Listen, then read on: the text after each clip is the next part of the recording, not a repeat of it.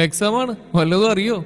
ഒന്നും പഠിച്ചില്ലെങ്കിലും ഭയങ്കര കോൺഫിഡൻസോടുകൂടി എക്സാം ഹാളിലേക്ക് നടക്കുമ്പോഴാണോ നമ്മുടെ ചങ്കത്തിയുടെ ചോദ്യം. ഓൾക്കൊന്ന് തലയാട്ടി കൊടുത്തെങ്കിലും നമുക്ക് നല്ല പേടിയുണ്ട്. ഇന്ന് ഞങ്ങൾക്ക് സെക്കൻഡ് ലാംഗ്വേജ് ഹിന്ദിയാണ് എക്സാം. ഹിന്ദി ഹമാര രാഷ്ട്രഭാഷ ഹെ. ഇത്രയൊക്കെ പറഞ്ഞിട്ട് ഇനി എന്നെപ്പറ്റി ഒരു ഇൻട്രോ തരാത്ത മോശമല്ലേ? ഞാനത്ര വലിയ സംഭവമൊന്നും അല്ലെങ്കിലും ഈ കഥയിൽ ഞാനൊരു സംഭവം തന്നെയാണ്. കാരണം ഇതെൻ്റെ കഥയാണല്ലോ. എൻ്റെ പേര് സിയ. എല്ലാവരും എൻ്റെ പേര് തന്നെയാണ് വിളിക്കാറ്. ഞാൻ ഡിഗ്രി 3-ാം വർഷമാണ്. എൻ്റേതൊരു മിഡിൽ ക്ലാസ് ഫാമിലി എന്നൊന്നും പറയാൻ പറ്റൂല. അതിനും താഴെയുള്ള ഫാമിലിയിൽ നിന്നാണ്. നമുക്ക് ഈ ലോകത്ത് സ്വന്തം എന്ന് പറയാൻ ആകെ ഒരു അനിയത്തി മാത്രമേ ഉള്ളൂ. ഓളെ പേര് ദിയ എന്നാണ്. എക്സാം റൂമിലെത്തിയപ്പോൾ എൻ്റെ ബാക്കിയുള്ള ഫ്രണ്ട്സൊക്കെ വന്നിട്ടുണ്ട്. ഇവരെ പറ്റിയൊന്നും പറഞ്ഞില്ലല്ലോ. ഞങ്ങൾ ആകെ 7 പേരാണ്. അഫ്ന, റന, ആയിഷ, സഫ്ന, സന, യുംന, പിന്നെ ഞാനും. ഇതിൽ അഫ്നയാണ് എൻ്റെ കൂടെ നേരത്തെ ഉണ്ടായിരുന്നത്. ഇനി നമ്മളെ നടി കാണും. ഇനി 3 എക്സാം കൂടെ കഴിഞ്ഞാൽ നമ്മളൊക്കെ വേറെ വേറെ കോളേജിൽ. യുംന: അയ്യേ ഡാർക്ക്, ഞങ്ങൾ ഇവിടുന്ന് പോകാൻ നിൽക്കുക. വേറെ കോളേജ് ചെയ്തിട്ട് വേണം ഇനി ഒന്ന് ശരിക്കും വായി നോക്കാൻ. അഫ്ന: ഇവിടെ ഇപ്പം എന്താ അതിനൊരു കുറവ്? ആവശ്യത്തിൽ അതിലേറെ നീ നോക്കുന്നില്ലേ? സന: നിങ്ങളിങ്ങനെ പറഞ്ഞിരിക്കേ, വല്ലതും പഠിച്ചിട്ടുണ്ടോ? ആയിഷ: മട ആയിഷ ഒരു പഠിപ്പിസ്റ്റാണ്.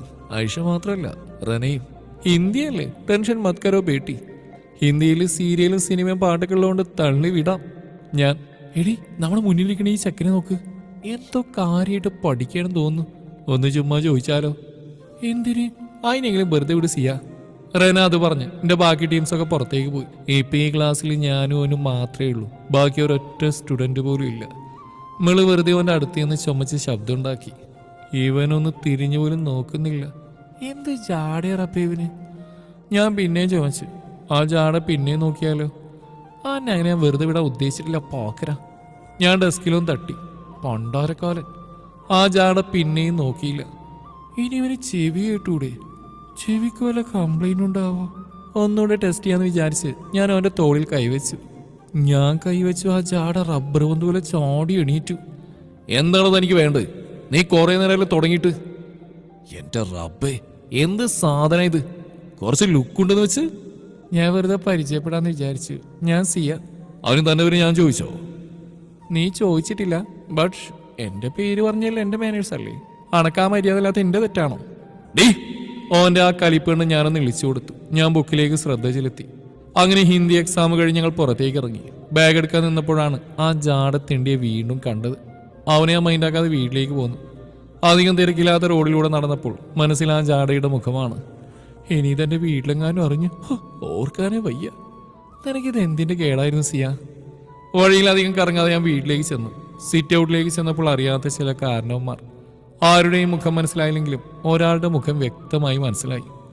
ആ ജാട തിണ്ടി ഇവരെന്താ ഇവിടെ? ഞാൻ തട്ടമൊന്ന് ശരിയാക്കി അകത്തേക്ക് ചെന്നു. സിയ, ഇവർ നിന്നെ പെണ്ണാണാൻ വന്നാ?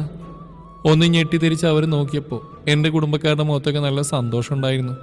അല്ലെങ്കിലും എൻ്റേതല്ലാത്തവരോട് ഞാനെന്ത് പറയാനാ? ഉപ്പയും ഉമ്മയും ജീവനോട് ഉണ്ടെങ്കിൽ സമ്മതല്ലെന്ന് പറയായിരുന്നു. ഇതിപ്പോൾ സമ്മതല്ലെങ്കിൽ കൂടി സമ്മതം പറയണം. ഓരോന്ന് ആലോചിച്ചിരിക്കുമ്പോഴാണ് അവൻ എൻ്റെ അടുത്തേക്ക് വന്ന്. ഹായ്, ഞാൻ മാജിദ്. എനിക്കെൻ്റെ ഫാമിലി ബിസിനസ്സിൻ്റെ ഭാഗമായിട്ട് പുറത്തു പോയിട്ട് വന്നിരുന്നു. അതുകൊണ്ട് ഞാൻ കോളേജിൽ നിന്ന് സെയിം ഔട്ടായി. ഇന്ന് എങ്ങനെയെങ്കിലും ആ എക്സാം ഒന്ന് എഴുതിയെടുക്കണമെന്നുണ്ടായിരുന്നു. അപ്പോഴാ നീ എന്നെ ചൊറിയാൻ വന്നേ. അതുകൊണ്ട് ഞാൻ വലിയ മൈൻഡാക്കാതിരുന്നു. എൻ്റെ ഫാമിലിക്ക് ഞങ്ങളെക്കാളും ഫിനാൻഷ്യൽ ലോ ആയിട്ടുള്ള കുടുംബത്തിൽ നിന്ന് എനിക്കൊരു പെണ്ണ് നോക്കണമെന്നുണ്ടായിരുന്നു. ഇനി നീ തീരുമാനിക്കുക. എനിക്കിവിടെ ഒരു തീരുമാനമില്ല. ഇതുവരെ എൻ്റെ ചിലവുകളെല്ലാം നോക്കിയത് ഈ വീട്ടുകാരാ. ആ ഒരു കടപ്പാട് എനിക്ക് ഇവരോട് എന്നുണ്ട്. അതുകൊണ്ട് അവർ തീരുമാനിച്ചോട്ടെ. എൻ്റെ സമ്മതം ഞാൻ പറയാതെ പറഞ്ഞവൻ അറിയിച്ചു. അത് മനസ്സിലാക്കിയവനൊരു ചിരിയോടെ നിന്നു. ഇന്നും സിയ മാജിദ് പ്രണയം തുടരുന്നു.